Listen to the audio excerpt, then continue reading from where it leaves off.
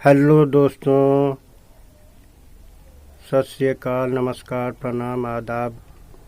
कैसे हो आप? आई होप कि आप लोग अच्छे होंगे। हम भी अच्छे हैं। मेरा नाम रंजीत कुमार, इनका नाम सोनी कुमारी। मेरे एसएसडी रिएक्शन में आपका स्वागत है। आज एक और नए वीडियो के साथ हाजिर है। आज का जो वीडियो होने वाला है उसका टाइटल है भारतीयों को हाथ मत लगाना।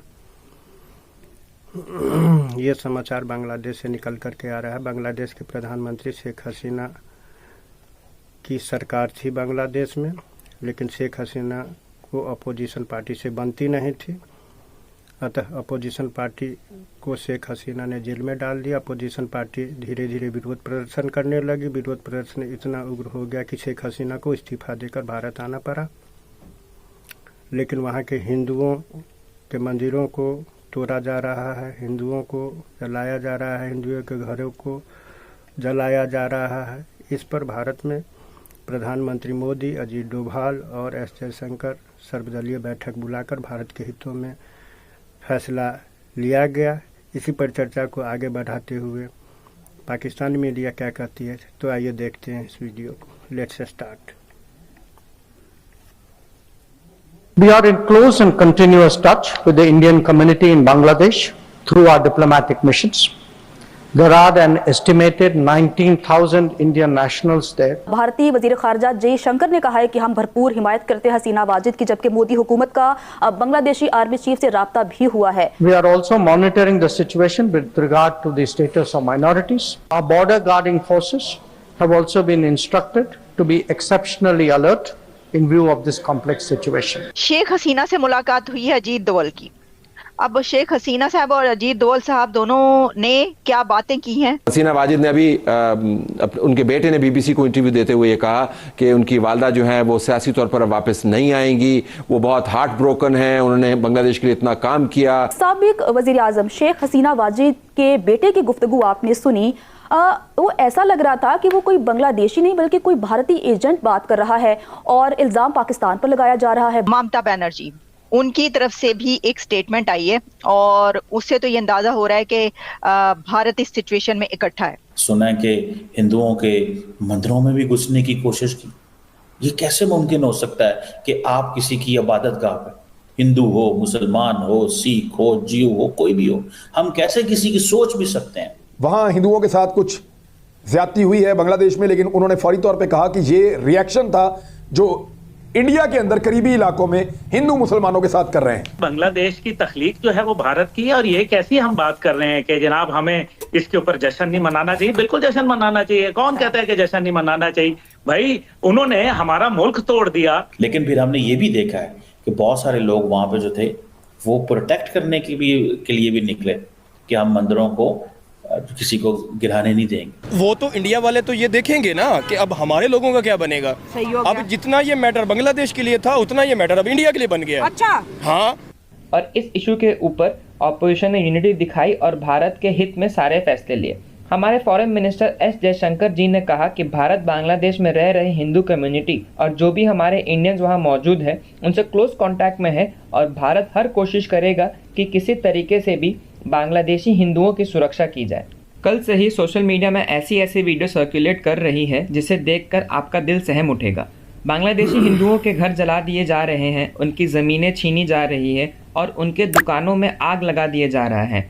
कल से कम 2 से 3 लाख रेफ्यूजीज़ भारत में आने की कोशिश कर रहे हैं, जिस वजह से बीएसएफ को हाई अलर्ट में रखा गया है और इंडिया बांग्लादेश बॉर्डर को पूरी तरह सील कर दिया गया है। इन सबके बीच एक खबर आई थी जिसमें ये पता चला कि बांग्लादेशी बैट्समैन लिट्टन दास के घर को इन जिहादियों ने आग लगा दिया था, लेकिन ये खबर झूठी थी।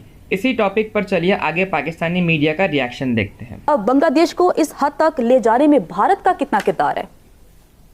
सारा किरदार भारत का है। बांग्लादेश की तख्लीक जो है वो भारत की है और ये कैसी हम बात कर रहे हैं कि जनाब हमें इसके ऊपर जश्न नहीं मनाना चाहिए। बिल्कुल जश्न मनाना चाहिए। कौन कहता है कि जश्न नहीं मनाना चाहिए? भाई उन्होंने हमारा मुल्क तोड़ दिया। हम उसके ऊपर आज जो नजरिया उनका डूब गया, आज भारत की साजिशें जो हैं वो अयां हो गई। आज भारत खुद जो है वो इस टाइम पे सफे मातम बिछी हुई है। हम क्यों ना जश्न मनाएं? जब उन्होंने नरेंद्र मोदी ने ढाका में खड़े होकर कहा था कि मैं बतौर आरएसएस का एक गुंडा मैंने जो है वो खड़े होकर पाकिस्तान तोड़ने में मदद की थी, तो आज हमें जश्न मनाने में प्रॉब्लम हो रही है? हाँ, इसमें हमारा कोई हाथ नहीं है, ये हमारा नजरिया था, ये साबित कदमी थी पाकिस्तान की, पाकिस्तानी कौम की, वो कुर्बानियां थी। वो AK फजले हक वो कौन थे? वो बंगाली जिन्होंने जो है पाकिस्तान का बुनियाद पेश कर दी थी। और आज जो है वो करारदाद पाकिस्तान किसने पेश की थी? उसके बाद आज यानी कि वो करारदाद वहां से देखे ना, 2 जगह से पाकिस्तान की मूवमेंट चली थी, एक बंगाल से और दूसरी तरफ जो है वो कश्मीर से चली थी। आज अगर वो हमारे मुल्क में दहशतगर्दी करते हैं भारत, आज हम जो है बांग्लादेश के अंदर उनके जो अजायम खाक में मिलते देखते हैं, आज उनका जो मुक्ति भानी को गर्क होते देखते हैं हम जो है वो खलीज बंगाल के अंदर, तो हम जो जश्न मनाएंगे जनाब, जरूर मनाएंगे, क्योंकि मेरी पाकिस्तानियत, मेरे मुल्क की हुब्बुल वतनी ये मुझे इजाजत देती है।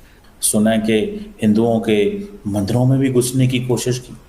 ये कैसे मुमकिन हो सकता है कि आप किसी की इबादत गाह पे, हिंदू हो, मुसलमान हो, सिख हो, जीव हो, कोई भी हो, हम कैसे किसी की सोच भी सकते हैं? इसमें कोई वो नहीं है कि हिंदू हो या गुरुद्वारा हो या मुसलमान हो। एक पॉलिटिकल चीज है, पॉलिटिकल चीज में मजहब को लाने की कोई जरूरत ही नहीं है। सो बांग्लादेश के प्रोटेस्टर्स को, लेकिन फिर हमने ये भी देखा है कि बहुत सारे लोग वहां पे जो थे वो प्रोटेक्ट करने के लिए भी निकले कि हम मंदिरों को किसी को गिराने नहीं देंगे।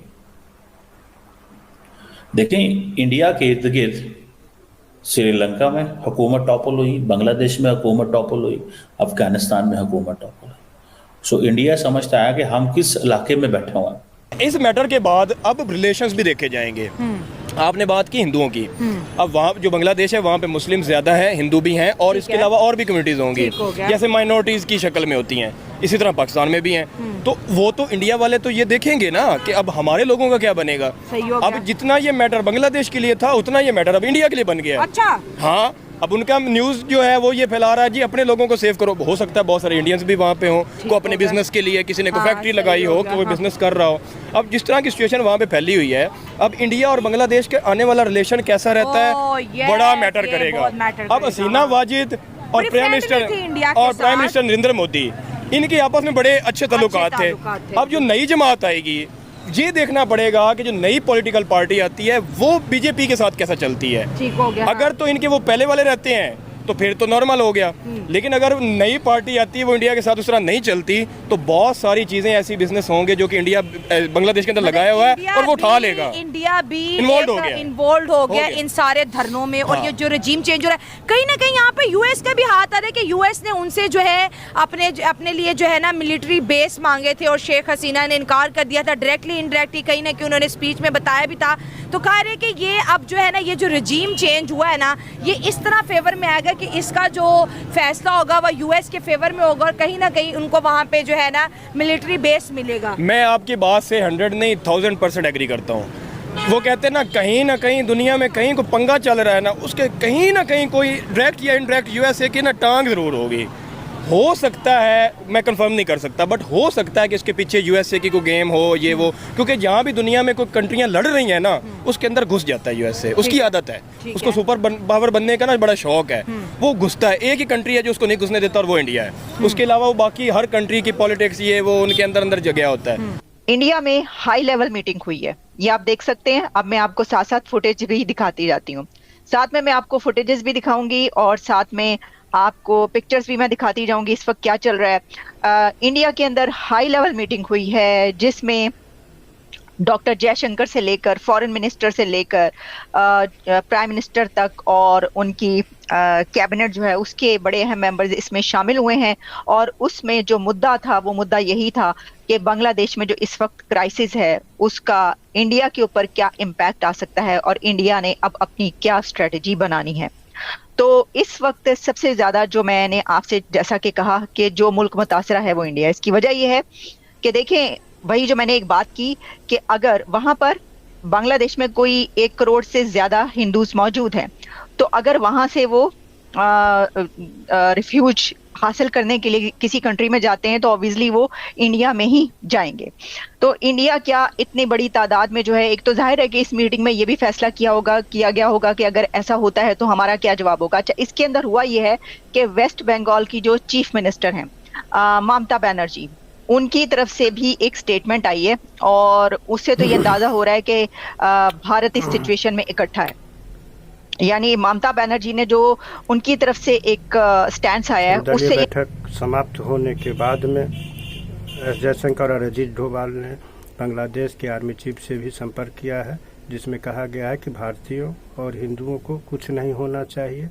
सरकार सख्त एक्शन ले रही है और वहाँ के आर्मी चीफ वहाँ के हिंदुओं और भारत के रहने वाले जो लोग हैं उनसे संपर्क में है। तो चलिए दोस्तों, मिलते हैं किसी और अन्य वीडियो के साथ। तब तक के लिए tata bye bye, take care.